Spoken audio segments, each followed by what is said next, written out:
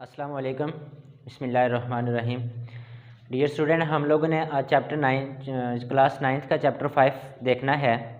Chapter जो 5 है आप लोगों का क्लास 9th का, उसका नेम है ग्रेविटेशन। हम लोगों ने इस पूरे चैप्टर में ग्रेविटेशन के बारे में देखना है, ग्रेविटी क्या है, मैस ऑफ अर्थ हम लोगों ने देखना है, और इस तरह हमने कुछ और जो फैक्टर हैं ज़मीन के मतलब वो हम लोगों ने देखने हैं। तो सबसे पहले देखिए कि हमारा जो चैप्टर है इसका नेम है ग्रेविटेशन। ग्रेविटेशन को सबसे पहले ऑब्ज़र्व किया था न्यूटन ने इन 1665 में। न्यूटन जब ये थिंकिंग कर रहा था about revolving of a planet,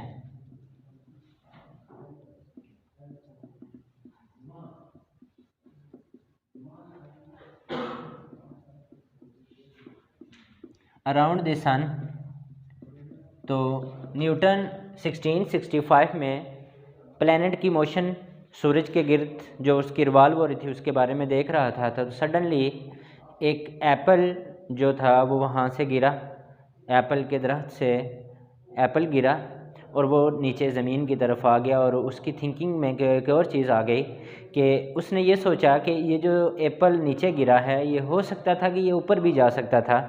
तो वो जो एप्पल उस दरख्त से, उस ट्री से नीचे गिर रहा है, तो उसको गिराने में इसके ऊपर कोई ना कोई एक ऐसी फोर्स है जो उसे नीचे की तरफ लेके आई, ना कि उसे ऊपर की तरफ लेके आई।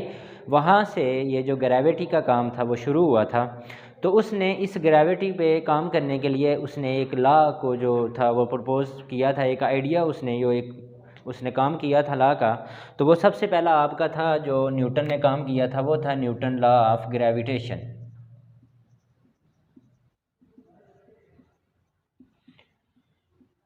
अब देखें कि हमारे पास जो न्यूटन लॉ ऑफ ग्रेविटेशन है, ये न्यूटन ने एक आइडिया प्रपोज़ किया था अबाउट ग्रेविटी के। और इसने ये कहा कि ये जो डिफरेंट चीज़ें हैं जो ज़मीन में हैं, ये हर एक जो आपके पास ज़मीन में चीज़ है वो एक दूसरी चीज़ के ऊपर फोर्स लगा रही है। तो वो जो उसके ऊपर फोर्स लगा रही है, ठीक है, कि आपके पास क्या था कि हर चीज़ किसी दूसरे चीज़ को अपनी तरफ खींच रही है, और वो जो फोर्स लगा रही है जिसको हम फोर्स ऑफ ग्रेविटी देख रहे हैं, वो directly proportional to its product of mass. Let us suppose that कि आपके पास कोई दो स्फीयर हैं, तो ये दो स्फीयर हैं, ये एक दूसरे के ऊपर फोर्स लगाएंगे। क्या लगाएंगे? फोर्स लगाएंगे। अब देखिए कि ये एक स्फीयर है जिसको मैं M1 कह देता हूँ, इसको मैं M2 कह देता हूँ। तो ये जब दोनों एक दूसरे के ऊपर फोर्स ऑफ अट्रैक्शन या फोर्स ऑफ रिपल्शन करेंगे, तो आपके पास क्या होगा कि इन दोनों के दरमियान जो फोर्स है वो फोर्स इन दोनों के मैसेज के प्रोडक्ट के डायरेक्टली प्रोपोर्शनल है। मींस कि हमारे पास प्रोडक्ट ऑफ M1 और M2। न्यूटन ने सबसे पहले ये बात कही कि जो उनका जो मैसेज है वो directly proportional to its forces है। और अब इन दो के दरमियान जो हमारे पास स्फीयर हैं, इनके दरमियान जो डिस्टेंस है, जो फोर्स इन दोनों के दरमियान लग रही होगी वो इन डिस्टेंस के इन्वर्सली प्रोपोर्शनल टू डायरेक्टली, और ये आपके और उस जो डिस्टेंस है वो दोनों के स्केयर के इन्वर्सली प्रोपोर्शनल होगी। ये दो चीज़ें न्यूटन ने क्या किया था ग्रेविटी के मतलब उन्होंने लॉ ऑफ ग्रेविटेशन में दी। और आप देखेंगे जब हम इन दोनों को कंबाइन करते हैं तो हमारे पास बन जाएगा F directly proportional to M1 over M2 और R का स्केयर। अब जैसे जहाँ से हम लोग ये प्रोपोर्शनैलिटी का साइन ख़त्म करते हैं तो हमारे पास कोई ना कोई एक क्या आ जाता है, कांस्टेंट आ जाता है। और वो वाला जो आपके पास कांस्टेंट है वो आपके पास कांस्टेंट ऑफ प्रोपोर्शनैलिटी है, जिसको हम बोलते हैं ग्रेविटेशन कांस्टेंट जो आपके पास है। तो उसको हम जी से रिप्रेजेंट करते हैं। तो F is equal to G M1 M2 over R square. ये जो हमारे पास जी है जिसको हम कांस्टेंट बोल रहे हैं, और ये वाला जो हमारे पास प्रोपोर्शनैलिटी है जिसको ग्रेविटेशनल कांस्टेंट बोल रहे हैं, इसकी वैल्यू हमारे पास क्या है जी, ये कांस्टेंट है, इसकी वैल्यू 6.67 मल्टीप्लाई 10 की पावर माइनस आपके पास क्या है 11 है न्यूटन मीटर स्क्वायर पर केजी स्क्वायर। ये बेटा आपके पास क्या था, न्यूटन लॉ ऑफ ग्रेविटेशन था।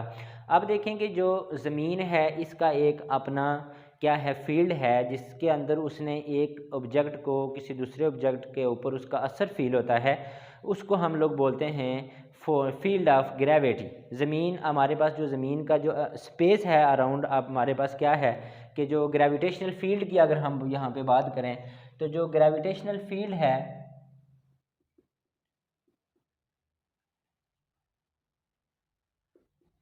ये आपके पास सबसे पहले क्या चीज़ है, तो फील्ड आपके पास क्या है, स्पेस अराउंड द, आपके पास क्या है, ये एक स्पेस है, ठीक है, around the surface of earth,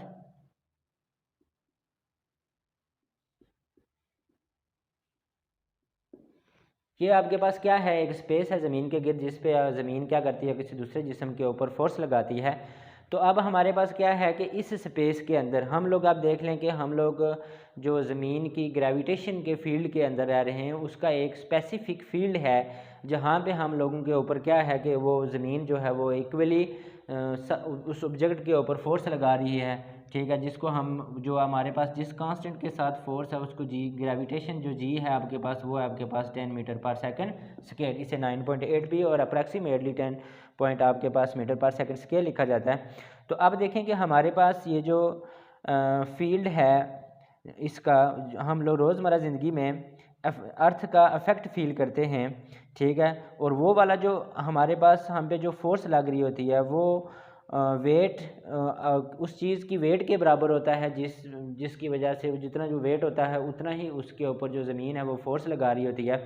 तो अब देखें कि हम लोगों ने लॉ ऑफ ग्रेविटेशन में ये चीज़ प्रूव की है कि F इज़ इक्वल टू, जिस तरह ये वाला भी हमने फार्मूला देखा, F is equal to G m1 m2 over R square. तो अब देखें कि हमारे पास जो जो हम ज़मीन से दूर होते जाते हैं, जितना जितना हमारे पास डिस्टेंस बढ़ता जाता है उतनी ही फोर्स हमारे पास क्या हो जाती है, कम हो जाती है। जितने हम ज़मीन के फील्ड के अंदर रहेंगे, जितना ही हम उसकी स्पेस के अंदर रहेंगे, उतना जितना कम आपके पास ज़मीन के सेंटर से फासला होगा, उसके फासला होगा उधर ही उसी वहाँ पे आपके पास जो फोर्स ऑफ ग्रेविटी होगी वो आपके पास क्या होगी, कम होगी, ठीक है। तो अब देखें कि हमारे पास अगर हम ये ज़मीन की बात करें तो G M E mass of earth, mass of body, और आर ई आपके पास क्या है, रेडियस ऑफ अर्थ है। अब देखें कि जो हमारे पास ग्रेविटेशनल फील्ड स्ट्रेंथ है, ठीक है, कि अब हमसे को पूछ सकता है कि वो जो ज़मीन है उसकी जो फील्ड स्ट्रेंथ है कि वो कितनी अमाउंट में आपके को ऊपर वो फोर्स लगा सकती है।